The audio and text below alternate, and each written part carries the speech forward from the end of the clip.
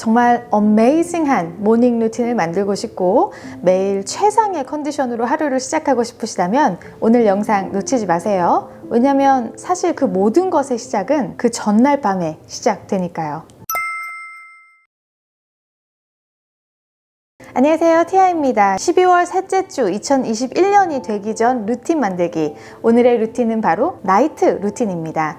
나이트 루틴 하면 그 안에서도 여러 가지 다른 종류의 루틴들이 있겠지만 오늘은 개인적으로 제가 잠들기 전 일찍 잠드는 게 더 힘들다고 느꼈을 때 저에게 정말 많은 도움이 됐었던 나이트 루틴의 팁들을 공유해 드릴게요. 이 중에 한두 개 여러분에게 맞는 팁들을 고르셔서 이제 2021년까지 10일 남은 이 시점에서 여러분의 나이트 루틴에 잘 적용해 보시고 2021년도엔 정말 최고의 컨디션으로 하루를 시작하시길 바랍니다. 전 잠을 사랑합니다. 매우. 제가 목표하는 바는 매일 7시간의 취침이지만 만약 8시간 잘 수 있다면 Oh yes, why not? 사실 인정하고 싶지 않지만 이제 서서히 나이가 들다 보니까 정말 예전만큼 잠을 깊게 들지 못하더라고요. 전 원래 정말 불이 딱 꺼지면 8시간 동안 다음날 아침까지 단 한 번도 일어나지 않고 신생아처럼 잘 수 있었거든요. 근데 아무래도 아이가 태어나고 엄마가 되니까 아주 작은 소리에도 이렇게 민감하게 반응하게 되고 몸이 반응을 하더라고요. 그동안 제 모닝 루틴 영상들을 보시고 가장 많이 받은 질문은 바로 새벽형 인간이 되려면 도대체 몇 시에 자고 또 어떻게 하면 보다 쉽게 잠들 수 있나요? 하셨는데요. 그래서 오늘은 제가 꼽는 베스트 팁들을 나눠볼까 합니다. 저의 첫 번째 팁은 바로 취침 시간 알람 맞춰놓기입니다. 이건 제가 일찍 자기 시작했던 초창기에 많이 도움이 됐던 방법인데요. 이렇게 한 3, 4개월 정도 유지하게 되면 몸이 저절로 거기에 맞춰지기 때문에 지금은 사실 제 몸이 알람보다 정확합니다. 매일 밤 거의 같은 시간에 잠자리에 드는 것은 정말 중요한데요. 여기서 더 중요한 건 그걸 하면서도 아직 피곤하지 않다는 거죠. 왜냐면 잠자리에 들기 위한 프로세스로 자연스럽게 가도록 만들기 때문인데요. 이제 하던 일들이나 일렉트로닉 디바이스들을 다 끄는 시간, 그리고 실제로 침대에 있어야 하는 시간, 그리고 정말 잠이 들어야 하는 시간을 위한 알람을 세팅해 놓는 겁니다. 그렇게 함으로써 내 몸이 프로그램이 되는데요. 이렇게 되면 잠이 들어야 하는 시간에 막상 너무 피곤해서 지쳐 쓰러지듯이 자거나 아니면 몸이 준비가 안 된 상태에서 갑자기 취침을 해야 하는 상황이 생기지 않고 우리의 몸이 이미 준비를 하게 됩니다. 요즘은 휴대폰에 취침 알람이 다 빌트인 되어 있잖아요.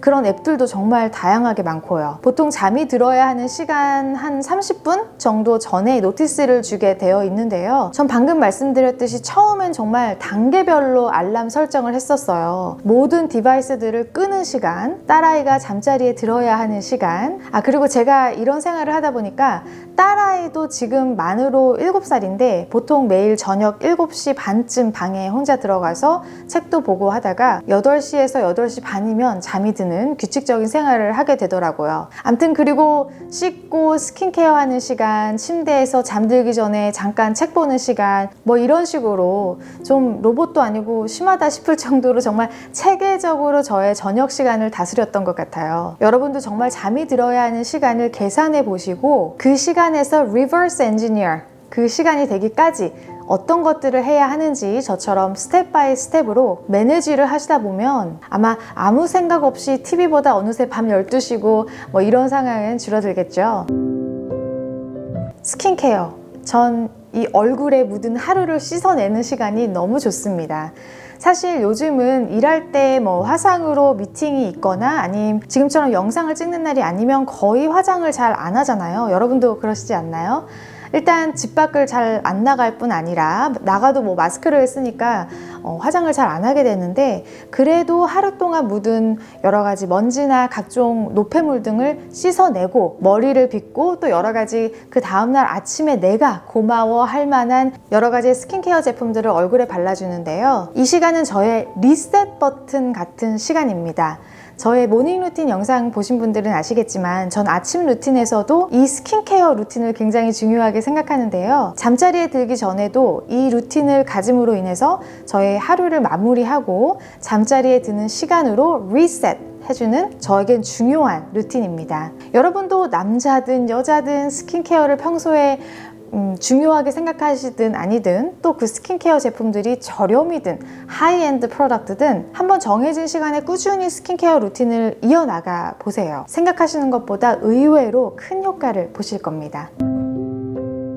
제가 하는 또 다른 나이트 루틴은 바로 몸을 진정시켜 줄 수 있는 따뜻한 티 마시기입니다. 이건 매일 하지는 않고요. 특별히 밤까지 에너지가 좀 더 있다고 느낄 때, 특히 당일날 아침에 운동을 하지 않은 경우 전 그렇게 느껴지거든요. 그럴 때 저의 몸을 커밍 해줄 수 있는 티를 마십니다. 전 주로 카페인을 함유하고 있지 않은 허브티를 마시고요. 특별히 메디테이트를 한다고 생각하진 않았는데 지금 생각해보면 나름대로의 명상 비슷하게 이 차를 마실 때마다 하는 것 같아요. 따뜻한 티가 입으로 들어가고 목으로 넘어가서 식도를 타고, 이거 좀 너무 웃긴데 아무튼 그렇게 그 티가 내 몸 안에서 작용하는 그런 것들을 온전히 느끼면서 마시고 있더라고요.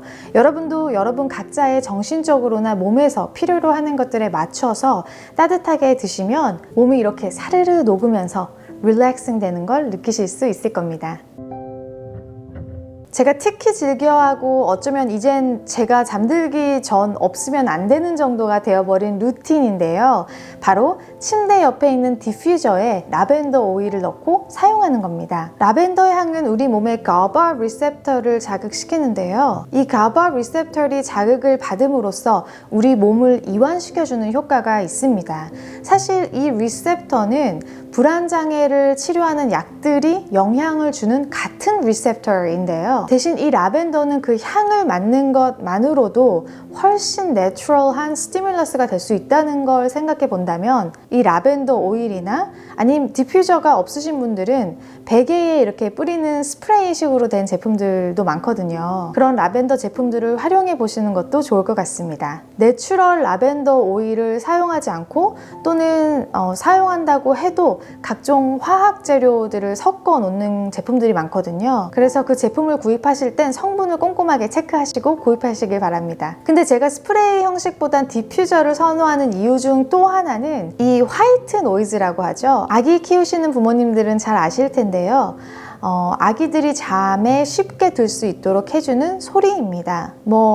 바큐um 소리가 될 수도 있고 화장실 팬이나 아무튼 그런 소리인데요. 여러 연구 결과들에 따르면 어른들에게도 역시 이 화이트 노이즈는 잠드는데 효과가 있다고 합니다. 그래서 이 디퓨저가 돌아가면서 나는 아주 미세한 그 소리가 있거든요. 근데 아무래도 바로 침대 옆, 제 머리 옆에 있다 보니까 그 소리도 업장케 도움을 주는 것 같습니다. 전 대체적으로 화학물질이 들어간 시중에 파는 향수는 머리가 아픈데요. 예를 들어 코코넛 향처럼 내추럴 센트들이 있죠?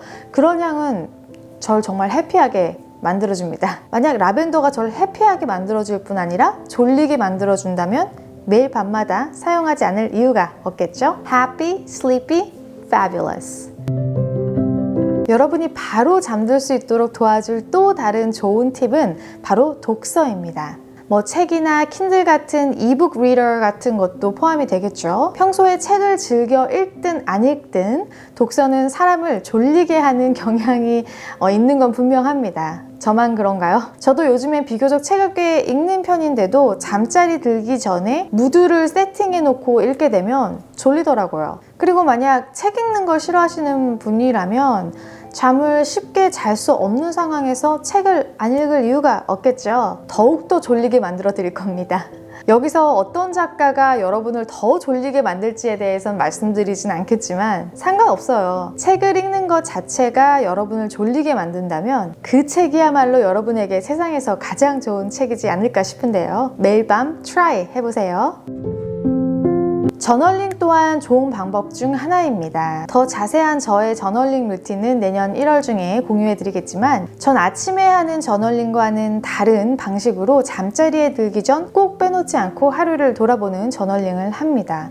내가 무엇을 감사하고 오늘 무엇을 했고 또 그것들에 대해 어떻게 생각하는지 등을 적습니다. 또한 내가 무엇을 더 잘할 수 있었는지, 내가 한 일들 중 셀프 칭찬할 건 어떤 것들이 있는지 적어 내려가는데요. 나의 하루가 좋았건 나빴건 밤에 하는 저널링은 마치 하루를 케이크로 비유했을 때 그 위에 얹어지는 장식 같다고 생각이 들더라고요. 자리에 앉아서 적고 잊어버릴 수 있는, 그리고 새로운 내일을 위해 마인드셋을 준비시킬 수 있는 프로세스라고 보시면 되겠습니다. 이렇게 뇌에서 생각을 밖으로 내보냄으로써 잠자리에 들 때 쓸데없는 고민이나 생각들이 내 머리를 지배하는 상황을 줄일 수 있습니다.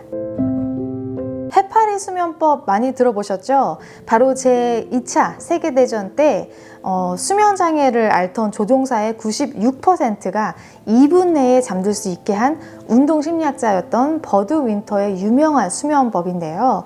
저도 몇 번 시도를 해봤는데 2분 내에 잠이 들진 않았지만 확실히 도움이 된다는 느낌은 받았었습니다. 방법은 간단해요. 침대에 누운 뒤 얼굴, 어깨, 팔, 다리 순서로 힘을 빼줍니다. 눈을 감은 뒤 얼굴에 있는 근육에 힘을 빼주는데요. 쉽게 말해 눈알이 이 머리 뒤로 가라앉는 것처럼 상상을 하시면 됩니다. 그렇게 눈, 혀, 턱, 뺨 등의 근육을 축 늘어뜨린다는 생각으로 이완시켜줍니다. 한 번에 힘을 빼려고 하기보다는 이 순서대로 뺀다고 생각하면 보다 수월하게 근육을 이완시킬 수 있습니다. 그렇게 결국 내 온몸이 침대 매트리스를 뚫고 가라앉는다는 느낌으로 힘을 빼고 마지막으로 심호흡을 천천히 3번 반복하면서 연체동물인 해파리처럼 힘을 이렇게 온몸에 빼주고 긴장을 풀어주면서 빠른 시간 안에 잠이 온다고 하는데요. 사람마다 차이가 있을 수 있으니까요. 한번 시도해보시면 좋을 것 같습니다. 마지막으로 전 빛이 없는 아주 깜깜한 곳에서 잠을 자야 하는 사람들 중 한 명인데요. 아무리 암막 커튼을 달았다고 해도 알림시계나 디퓨저 같은 곳에서 나오는 미세한 불빛들을 전부 다 차단할 수는 없잖아요. 그래서 전 매일은 아니고 특히 잠이 잘 안 올 때는 아이 마스크를 씁니다. 제가 특별히 좋아하는 스타일의 아이 마스크가 있는데요. 이렇게 눈 위로 올라와 있어서 눈을 누르지 않는 스타일이거든요. 쓰고 있으면 마치 한 마리의 곤충 같은 그런 모습인데요. 아무튼 이 아이 마스크는 너무 좋은 게 눈을 떠도 눈을 감아도 완벽하게 깜깜하기 때문에 정말 판타스틱 합니다. 네, 이렇게 저희 8가지 잠이 잘 오게 도와주는 저의 나이트 루틴을 공유해 드렸는데요. 여러분만의 나이타임 팁이 있으시다면 밑에 댓글로 남겨주셔서 같이 공유해 주시고요. 자, 여러분, 이제 2020년도가 10일밖에 남지 않았고 제가 올해 영상으로 찾아뵙는 건 다음 주가 마지막이 되겠네요. 그래서 다음 주야말로 제가 정말 빠지지 않고 중요하게 생각하는 루틴으로 찾아뵐 테니까요. 기대해 주시고요. 이번 한 주도 건강하고 행복한 한 주가 되시길 바랄게요. 다음 주에 뵙겠습니다.